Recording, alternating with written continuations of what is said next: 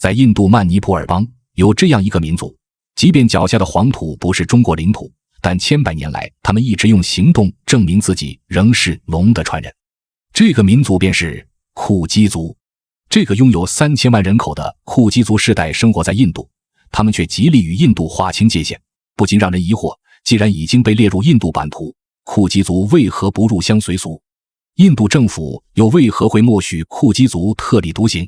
库基部落生活在印度东北部的山地，靠近中国西藏。不同于印度白种人的皮肤白皙、五官立体，也不同于印度土著的面色黝黑、身材矮小，库基族人全是黄色人种，都带有乌黑的眼睛和头发，从长相上看与中国人无异。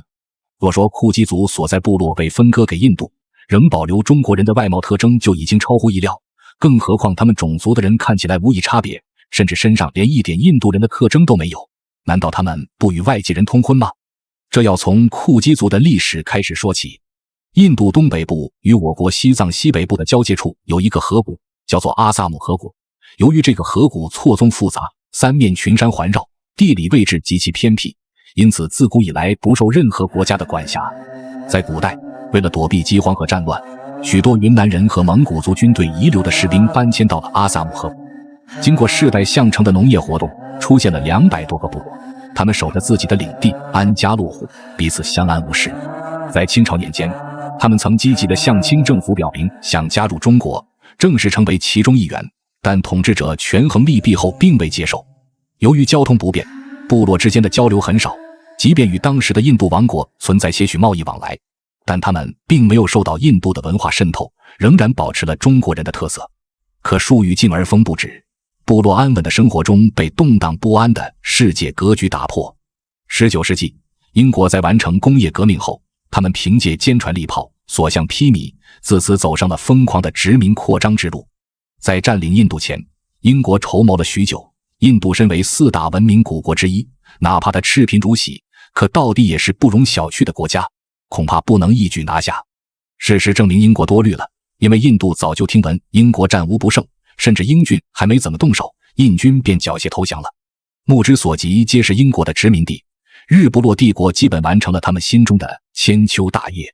有一天，一名印度土著告诉英国人，你们并没有完全征服印度，还有一处河谷，那边有许多部落仍过着世外桃源的生活，而且他们的祖先都是中国人。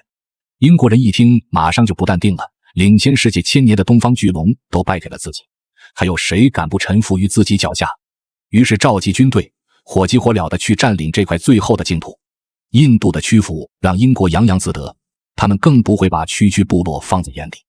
可让英国人没想到的是，即使经过千百年的变迁，这些部落不但保留着中国人的外貌特征，还将中国人顽强不屈的精神一脉相承。为争夺领地，英国士兵与当地部落展开了血腥的斗争，他们肆意屠杀当地人民，所到之处皆带来横尸遍野。长期安逸的生活让许多部落缺乏作战经验，在与英军正面交锋时，他们损失惨重。愈战愈勇的部落人民依据早已熟悉的地形和落后的武器，令英国军队10多次都无功而返，但最终仍被英国以压倒性的军事力量征服。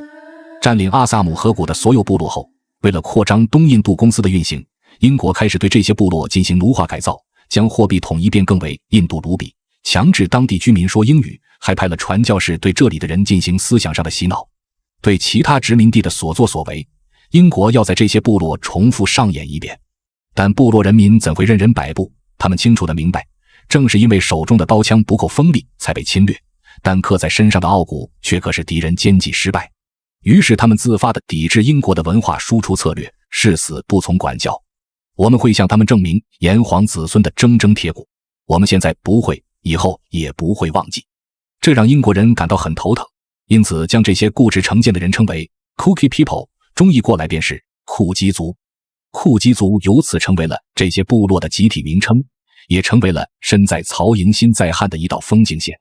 自古以来的新旧交替生生不息，不论是万古千秋、源远流长的中国，还是开疆拓土、攻无不克的俄国，最后都败给了后起之秀。太阳与月亮都要轮番出场，日不落帝国也在半个世纪后落下帷幕，黯然退场。在英国人退出印度时，擅自将库基族所生活的地区正式列入印度版图之中，这片一直以来独立管辖的区域因此成为了印度的地区。库基族人不服，可在霸权主义面前，他们没有反抗的余地。他们与印度人格格不入，甚至开始敌视印度人。强行融合的行为使得库基族人更加抵触，他们给自己的子孙定下了族规，讲中国话，传承中华传统文化。为了使血统纯正，他们坚决不与印度人通婚，甚至公然与印度叫板。他们根据中国的5星红旗，自创6星红旗为库基旗，还创办了军队，并将其命名为解放军。种种行为都在告知印度政府，我们不接受你们的管辖。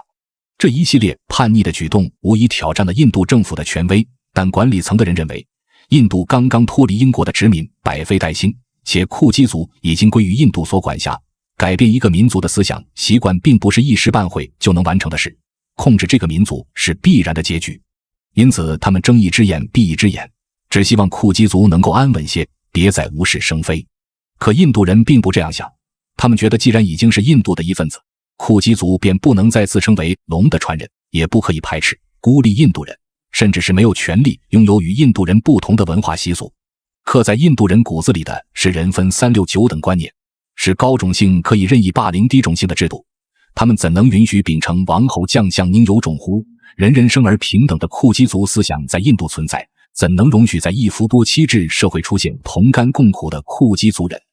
在缺乏政府的调和下，印度人与库基族人的关系降到最低点，从一开始的恶语相向，到最后屡屡产生肢体冲突。面对印度人的蛮横，政府的坐山观虎斗，库基族人产生了脱离印度的想法。但计划被泄露，印度政府勃然大怒，立即派出军队进行血腥镇压，阻挡10余次英国军队进攻的库基族人自然不会臣服于印度的弹压，他们愈战愈勇，真是延续了中国人面对压迫时百折不挠的奋斗精神。此后，库基族与印度政府不断地爆发武装冲突，由于他们所在的曼尼普尔邦地区常常出现战争，因此成为了当下印度种族冲突最严重的区域，民族之间的矛盾甚至达到了无法调解的地步。后来还被印度政府定为骚动地区，甚至派出军方强行接手管辖，如有动乱便血洗当地。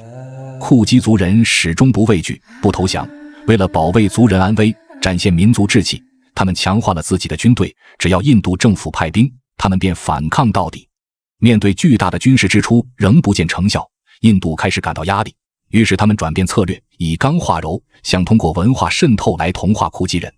但他们忘了，支撑库基人誓死不从的便是精神上的强有力武器。得知印度政府的策略后，库基族立即定下规定，不准销售，不准阅读带有印度文字的书籍，不许与印度人有过密的往来，禁止过印度任何一个节日，禁止传播印度任何文化，违者将视为民族的叛徒。叛徒2字对于以库基族为自豪的人们来说是最狠的惩罚。